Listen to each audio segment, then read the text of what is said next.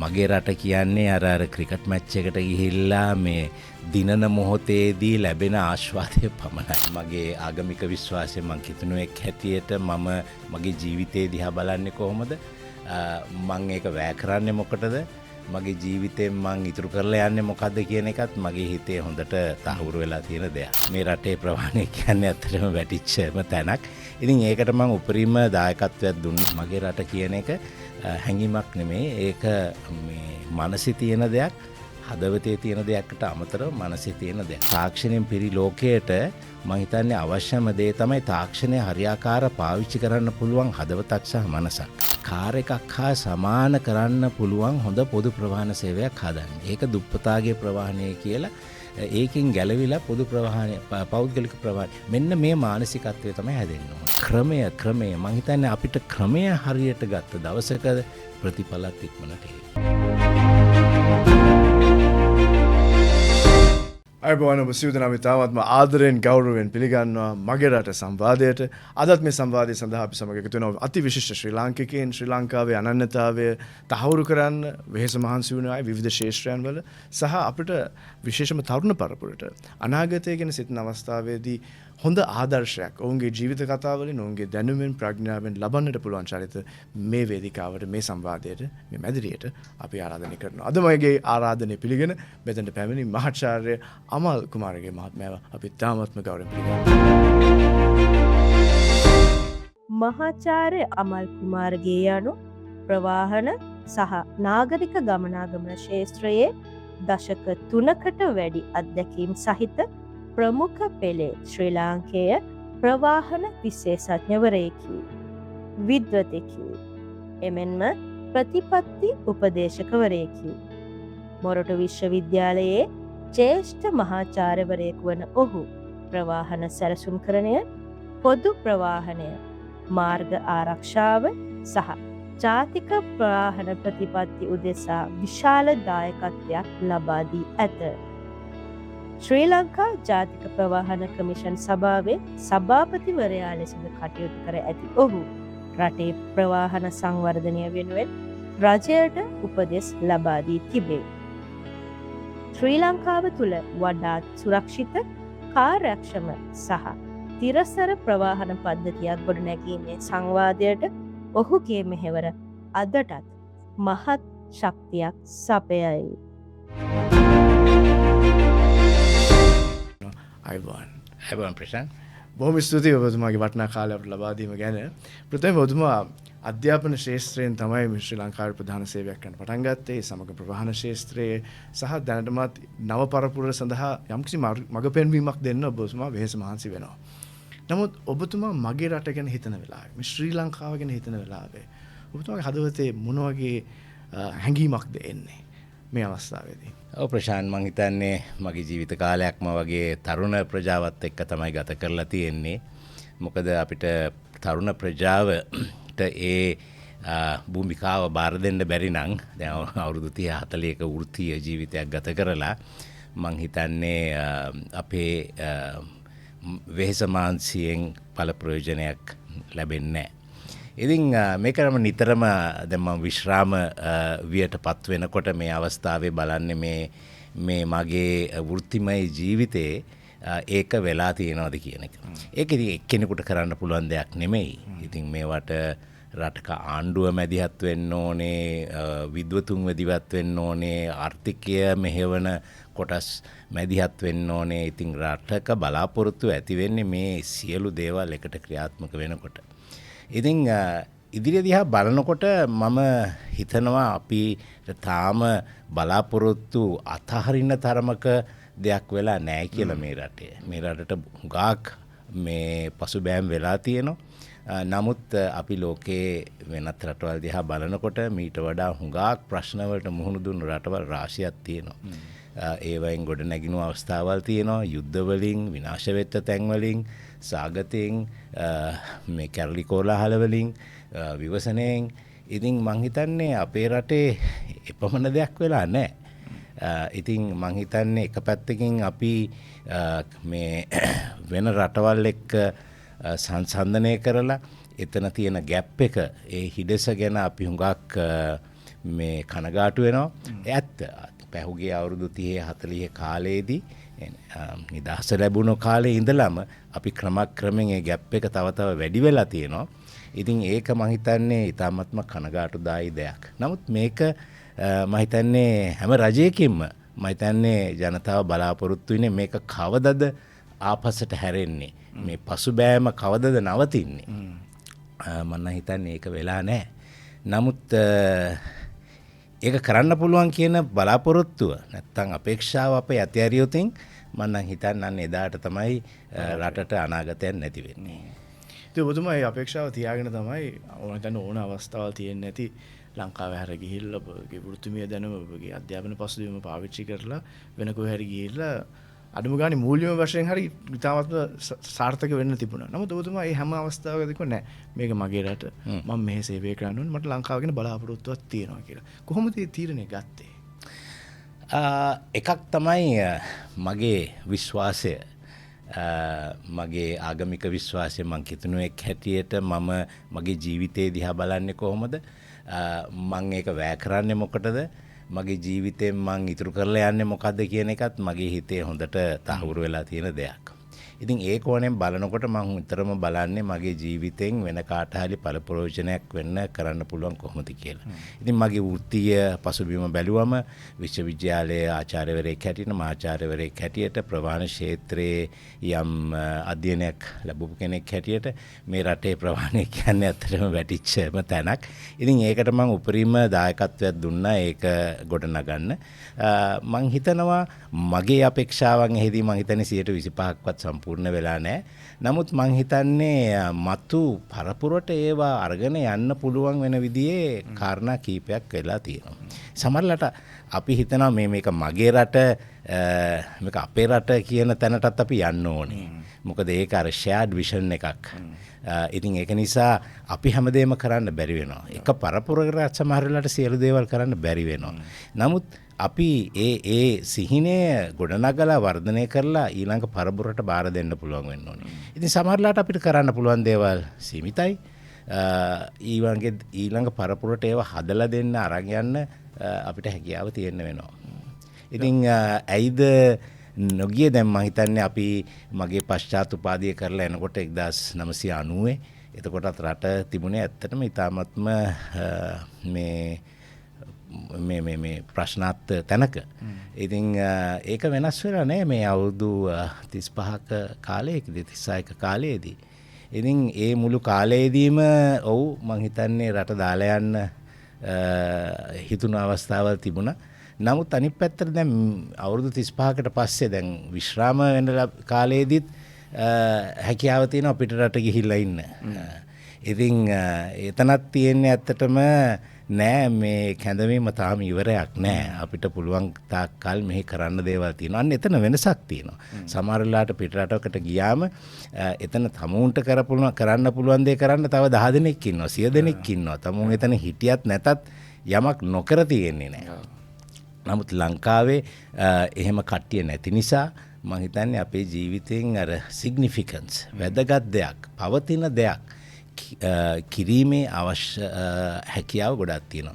ඉතින් අපේ වයසට ආවම පිටිපස්සට හැරිලා බලනකොට ඒ වගේ දේවල් කරලා තියෙනවා නම් අර සැටිස්ෆැක්ෂන් එකක් යම් කිසි තෘප්තියක් අපිට ලැබෙනවා මේව දේවල් කරා. දැන් මම දන්නවා මගේ වයසේ බොහෝ දෙනා මටීරියලි හරි හුඟක් ඉදිරියෙන් ඉන්නේ. හරි නමුත් මට පේනවා දැන් විශ්‍රාම වයසට ගියාට පස්සේ ඒව ඔක්කොම ඒගොල්ලන් භුක්ති විඳලා තියෙනවා. නමුත් හිස් බවක් තියෙනවා. මං හිතන්නේ සමහර අයගේ ජීවිතේ මම මොනවද කරේ? මං මුදල් හම්බ කරා නොඑක් දේවල් මං තියෙනවා දරුවෝන් ඉගෙනුවා ඒ ඔක්කොම හොඳයි. නමුත් මං සමාජයට මොනවද කරලා තියෙන්නේ? ඉතින් බොහෝ දෙනා නැවත ලංකාවට පැමිණෙන්න බලනවා ඒ ඉතුරු වෙලා තියෙන කාලයෙන් පවා මොන හරි කරන්න. ඒක හොඳයි. අපි දිරිමත් කරන්න ඕනේ. නමුත් ජීවිතේ හොඳ කාලේ ගියාට පස්සේ වෙන්න පුළුවන් ඒ. ඉතින් මං හිතන්නේ තරුණ අය අද රට ගැන කම්පැනිෙන් ඉන්නවා නම් ඕවා ගැන හිතන්න ඕනේ. තමුන්ගේ මේ ඒ වෘත්තිමය කාලය ගැන විතරක් නෙමෙයි තමුන්ගේ ඒ විශ්‍රාම කාලෙත් තමුන් මොනවද කරන්න කියලා. මොකද බොහෝ දෙනා අද 35 40 වෙනකොට තමුන්ගේ වෘත්තියේ උපරිමයට ගිහිල්ලා ඊට පස්සේ යම් ආකාරයක මේ විශ්‍රාම ජීවිතයක් අර්ධ විශ්‍රාමික ජීවිතයක් ගත කරනවා. ඉතින් මම හිතන්නේ මේ ඔක්කොම කෙනෙක් හිතන්න ඕනේ මේ රට දාලා යන්න ඉස්සෙල්ලා රට ගැන බලාපොරොත්තු අතහැරලා යන්න ඉස්සෙල්ලා. තාමත් වැදගත් කාරණා රාශියක් ඔබතුමා කිව්වා. නමුත් එතන මම වැදගත් දෙයක් හැටියට මම දකින්නේ තරුණ පරිවර්තන ගොඩක් වෙලාට හිතන්නේ මම හම්බ කරන්නේ කොහොමද, මගේ අවශ්‍යතාවයන් වලට කොහොමද මම යමක් හොයාගන්නේ, මගේ පවුලට කොහොමද සපයන්නේ. නමුත් එතනින් එහාට අමතක වෙනවා හිතන්න මම මොන වගේ බලපෑමක්ද කරන්නේ, මොකද්ද මගේ ලෙගසි එක, මම මොන වගේ දෙයක්ද කරන්න යන්නේ. ඔබට කරන්න පුළුවන් දේ ලංකාව වෙනුවෙන් ඔබ වෙන ප්‍රධාන දෙයක් කරන්න පුළුවන් ඔබට විතරයි. සමහරවිට ඔබ කියලා වෙන රටකට ගියා නම් ඔබ කිව්වා වගේ 10ක් ඉන්නවා. ඉතින් මෙතන අවස්ථාවක් තිබෙනවා. ඉතින් මේ අවස්ථාව ගැන විශේෂ ඔබතුමාගේ ශාස්ත්‍රයේ අධ්‍යාපන ශාස්ත්‍රයේ සහ ප්‍රවාහන ශාස්ත්‍රයේ දෙකම ගැන කතා කරන අවස්ථාවේ මොන වගේ අවස්ථාවන්ද තව හැදෙන්න තියෙන්නේ, මොනවද ඔබතුමාලා අත්විඳිනම ලැබුවා, කරන්න පුළුවන් දේවල් කරා. දැන් ඒ ආශ්‍රයෙන් හිතන දරුවන්ට ඊළඟ පරපුරට මොන වගේ දේවල් අපි ජය ගන්න ඕනේ ඉදිරි කාලයේදී බලන අවස්ථාවේ. ඔව් දැන් අපි මේ තව පොඩ්ඩක් පස්සට ගිහිල්ලා බලමුකෝ. ඉස්සෙල්ලා කතා කරේ මේ පිට රටවල ගැන. දැන් ওই පිට රටවල මගේ ක්ෂේත්‍රය ගන්නකො ප්‍රවාහන ක්ෂේත්‍රය. දැන් බොහෝ රටවල ප්‍රවාහන ක්ෂේත්‍රය හුඟක් ඉදිරියෙන් ඉන්නේ. හුඟක් ඉදිරියෙන්. දිනපතා තව ඉදිරියට යනවා. තව පස්සට යනවා. එතකොට දැන් මේක ගත්තාම ඒ දේවල් මේ ෂණිකව හැදුන්නේ නැහැ. ඒක પરම්පරාවකින් හැදුනෙත් නැහැ. බොහෝ දෙනා වෙහෙස මාන්සි වෙලා ක්‍රමානුකූලව ඒ ගොඩනගපුවා තමයි තියෙන්නේ. ඉතින් ලංකාවෙන් පිටවෙලා යන කෙනෙකුට දකින්නේ වර්තමානයේ. ඒවා කොහොමද එතනට ආවේ කියන එක පේන්නේ නැහැ. හරි. ඉතින් ඒ කවුරු හරි හදලා දීපු දේ භුක්ති විඳින්න යන්න පුළුවන්. නමුත් අමාරුවෙන් හදන එකත් මම නම් හිතන්නේ භුක්ති විඳින්න පුළුවන්. හරි. ඉතින් මං හිතන්නේ ඔන්න ඕක තේරුම් ගන්නත් ඕනේ. හරි. ලංකාවේ ඒ වගේ හදන්න තැන් ගොඩාක් තියෙනවා. සමාජික වශයෙන්, වෘත්තිමික වශයෙන්, යටිතල පහසුකම් වශයෙන්, ආර්ථිකයේ පැත්තෙන්. හරි. ඉතින් විශේෂයෙන්ම ඒවට ඍජුව දායක වෙන්න පුළුවන්. ඒවට ඉගෙනුම ගත්ත අය, ඒවට අධ්‍යාපනය ලැබපු අය, විශේෂ දැනුම තියෙන අය, තමුන්ට ධනය තියෙන අය, තමුන්ගේ පවුල් උරුමයෙන් නොයෙකුත් දායාද හම්බුන අය. ඉතින් මේ අය රට දාලා යනකොට මම නම් හිතන්නේ රටේ අනාගතයට, තමුන්ගේ අනාගතයට ඒක මේ පිටුවහලක් වෙන්න පුළුවන්. නමුත් රටේ අනාගතයට යමක් එතනින් නැති වෙන්න පුළුවන්කම තියෙනවා. අනිවාර්යයෙන්. සංවර්ධනයේ වුණු රටවල් තව සංවර්ධනය කරනවාද, තමාගේ සංවර්ධනය කරනවාද කියන එක. ඉතින් කොහොමද අපි සංවර්ධනය සඳහා යන ගමනේදී ඔබතුමාට කියමු තව අවුරුදු 40ක කාලයක් මේ ශ්‍රේෂ්ඨයෙන් ඉන්න පුළුවන්. අපි අධ්‍යාපනය පටන් ගමු. අනිවාර්යයෙන්ම වෙන්න තියෙන වෙනස්කම් ස්වල්පයක්. සායි වෙනස්කම් වලට දැන් පුරෝගාමීත්වයේ දෙන්න යන පරපුරකට ඔබතුමා දෙන යෝජනාවල් ටිකක් අපිට දෙන්න මේ මගේ රටේ අධ්‍යාපනය. ඊට පස්සේ අපි ප්‍රවාහණය ගැන කතා කරමු. ඔව්. අධ්‍යාපනයේ තමයි මම හිතන්නේ මූලිකම දේ. මොකද අධ්‍යාපනයේ තුල රටට දර්ශනයක් නැත්තම්, රට හදන්න අවශ්‍ය ඒ දැනුම නැත්තම්, මම හිතන්නේ අපේ මේ මගේ රට කියන්නේ අර ක්‍රිකට් මැච් එකට ගිහිල්ලා මේ දිනන මොහොතේදී ලැබෙන ආස්වාදය පමණයි. හුඟක් අයට මගේ රට කියලා කියන්නේ අන්න ඒ මොහොතවල වලට විතරයි. හරි. අපේ රටේ තිබුණ කනගාටුතායකවල් යුද්ධ කාලව නොයෙකුත් ජාතික ආලය පෙන්නන අවස්ථාවලදී ඒ මතුවුණ එක මගේ රට කියන එක. නමුත් මම හිතන්නේ මගේ රට කියන්නේ ඊට වඩා පුළුල් දෙයක්. හරි. ඒක මොහොතක ලැබෙන ඒ හැඟීම නෙමෙයි. ඒක කාලයක් පවතින දෙයක්. මගේ රට කියන එක හැඟීමක් නෙමෙයි. ඒක මේ මනසේ තියෙන දෙයක්. හදවතේ තියෙන දෙයක්කට අමතරව මනසේ තියෙන දෙයක්. මගේ මුළු ශරීරයම ඒකට යොමු වෙච්ච දෙයක්. මගේ රට කියන්නේ. පාරේ යනකොට හැසිරෙන විදිහේ ඉඳලා මගේ ජීවිතයේ තීරණ ගන්නකොට වෙනව කෙනෙකුට තමයි මේක මගේ රට කියලා කරන්න පුළුවන්. හරි.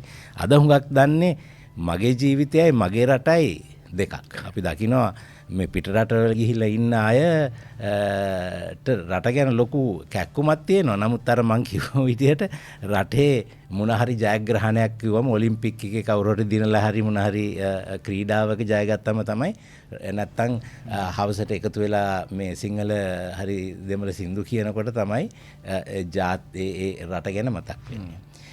මම හිතන්නේ අන්න ඒක අපි පාසල්වල ඒ ජාතික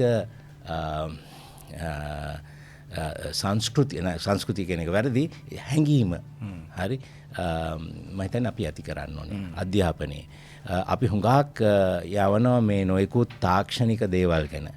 නමුත් අද තාක්ෂණයෙන් පිරි ලෝකයට මම හිතන්නේ අවශ්‍යම දේ තමයි තාක්ෂණය හරියාකාර පාවිච්චි කරන්න පුළුවන් හදවතක් සහ මනසක්. ඒක අපේ ගෙවල් වලවත් පන්සල් පල්ලිවලවත් පාසල් වලටත් මම නම් හිතන්නේ හරියාකාර වෙන්නේ නැහැ. ඉතින් මෙන්න මෙතනදී තමයි අපේ අධ්‍යාපනය හදන්න ඕනේ. හරි අධ්‍යාපන ප්‍රතිසංස්කරණය පටන් ගන්න ගෙවල් වල ඉඳලා. හරි මේ පල්ලි පන්සල් වල ඉඳලා පාසල් වලට මෙන්න මේක ඉන්ටිග්‍රේටඩ් එක වෙච්ච එකක් වෙන්න ඕනේ. පාසල කියන්නේ මේවා හදන්නේ තව තැනක අරක හදන්නේ මේක හදන්නේ කියන දේ මම හිතන්නේ අපේ රටේ විශේෂයෙන්ම සාර්ථක වෙලා නැහැ. ඒ මානසිකත්වයක් අපි හදන්න ඕනේ. රටට ආදරය කියන්නේ මොකද්ද කියන එකට. ඒ ආදරය කියන දේ ජයග්‍රාහී මොහොතට පමණක් නෙවෙයි, අලංකාර මොහොතට පමණක් නෙවෙයි. නමුත් තමාගේ වගකීම, තමාගෙන් ඉෂ්ට විය යුතු දේ, යුතුයකම, තමාගේ කැපවීම. ඒ අර සදාචාරය හැදිච්ච කම හැම දෙයක්ම මගේ දෙයක් නිසා මම රැක බලා ගන්නවා. මට ඒක කියන්න පුළුවන්. අර කිව්වා වගේ අවුරුදු 41 කාලයක් වෙන අවස්ථා තියෙද්දි කැපවීමක් කරලා තියෙනවා. ඉතින් ඒක නිසා මේ මම හිතන්නේ ඒ වගේ අපිට හැම ක්ෂේත්‍රයකම මම නිතර කියනවා හැම ක්ෂේත්‍රයකට ඒ වගේ මේ නායකත්වය දෙන්න පුළුවන් 10 දෙනෙක් ඉන්නවා නම් ඔය කිව්වා වූ අධ්‍යාපන ක්ෂේත්‍රයට ප්‍රවාහන ක්ෂේත්‍රයට අද මේ රටේ විශාල වෙනසක් කරන්න පුළුවන්. අපි එහෙම ප්‍රවාහන ශාස්ත්‍රයට ඕනම රටක සංවර්ධිතයයි කියන මොහොතේ එන අවස්ථාවේදී ඉස්සෙල්ලා කැපිලා පෙනෙන දෙයක් තමයි ඒ රටේ ප්‍රවාහන ශාස්ත්‍රය. දැන් වුණත් ලංකාවට එන ගොඩක් විදේශිකයන් කතා කරද්දී කියන්නේ ලංකා රටක් නමුත් මේක බලන්න යන්න හරි අමාරුයි. ප්‍රවාහනය අපහසුයි. මේකේ පිළිවෙලක් නැහැ. අපරාධය ඊට වඩා මිනිස්සු වෙනවා මෙතන. ඉතින් මොනවද වෙන්න තියෙන්නේ? ඔබතුමා දකින්න විදිහ ඊළඟ පරපුර මේක බාර ගන්න ඉන්න අය මොන වගේ ප්‍රධාන දේවල් ටිකක්ද වෙනස් වෙන ආකල්ප තුල සහ ක්‍රියාකාලාපය තුල ව්‍යාපෘති තුල මොන වගේ දේවල්ද වෙන්නට ඕනේ?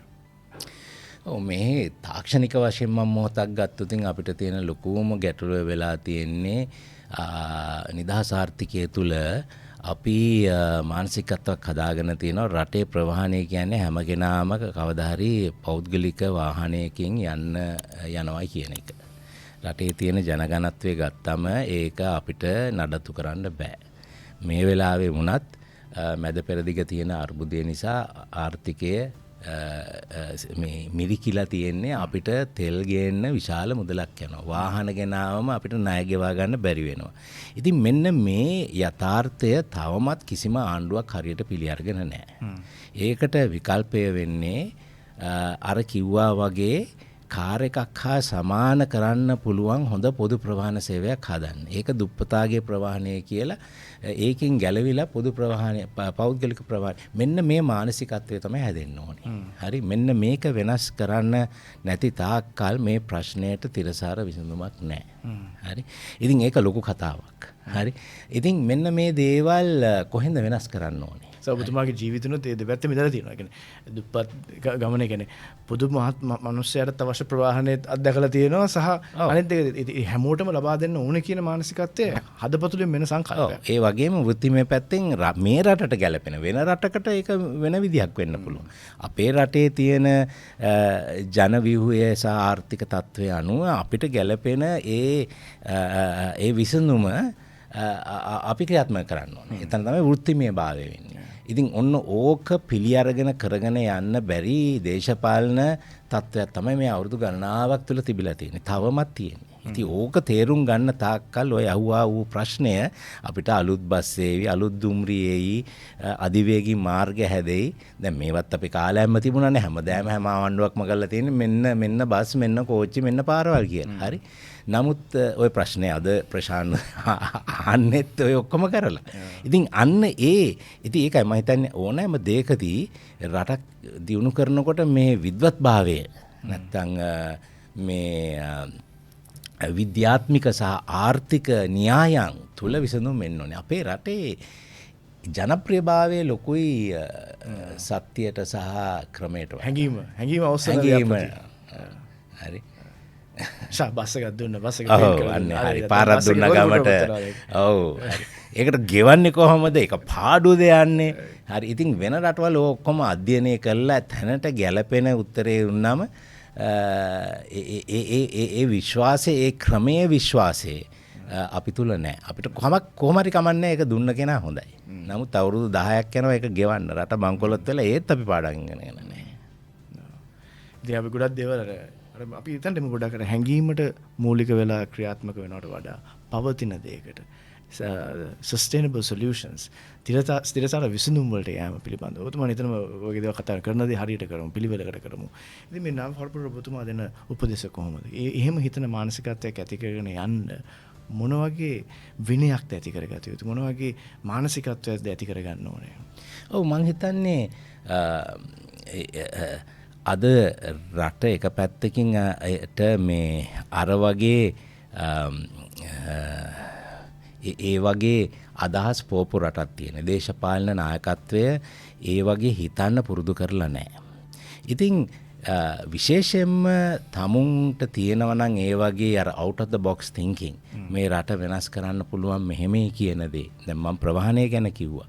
දැන් කෙනෙක් කියන්න පුළුවන් අපේ සංචාරක ව්‍යාපාරය ගැන, අපේ ආර්ථිකය ගැන, අපේ අධ්‍යාපනය ගැන, අපේ වෛද්‍ය ක්ෂේත්‍රය ගැන.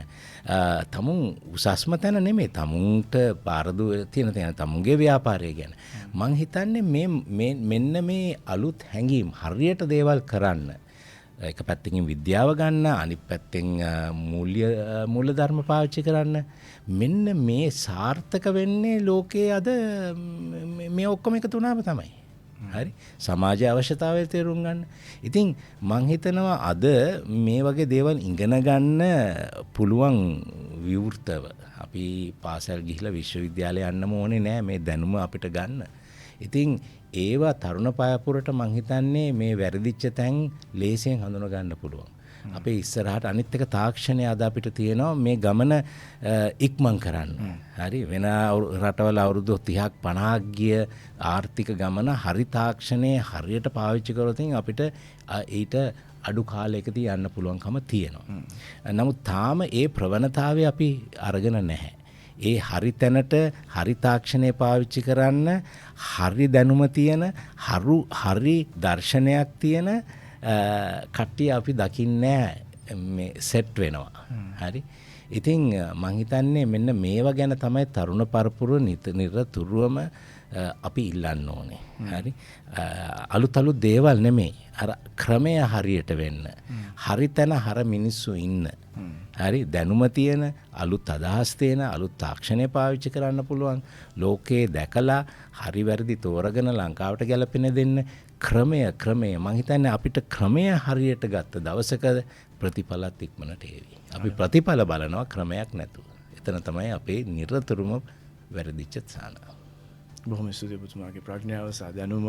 අවුරුදු 40කට අධික කාලයක් ඔබතුමා ක්‍රමයේ අනුව කරන්න පුළුවන් දේ කරලා පෙන්නලා තිබෙනවා.